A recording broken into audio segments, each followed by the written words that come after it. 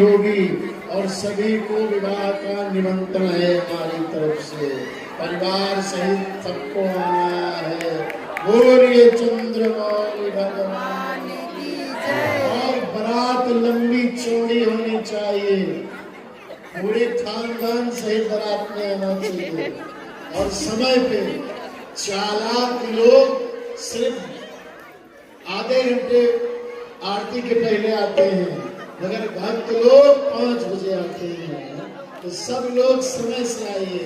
बोलिए चंद्रमौली भगवान की जय। आरती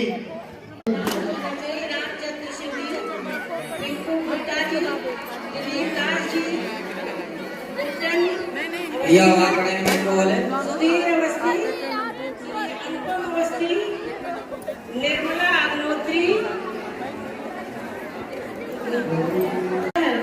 जिनका नाम बोला गया वही लोग आएंगे, और जिनका नाम बोला गया है, जिनका नाम बोला गया वही लोग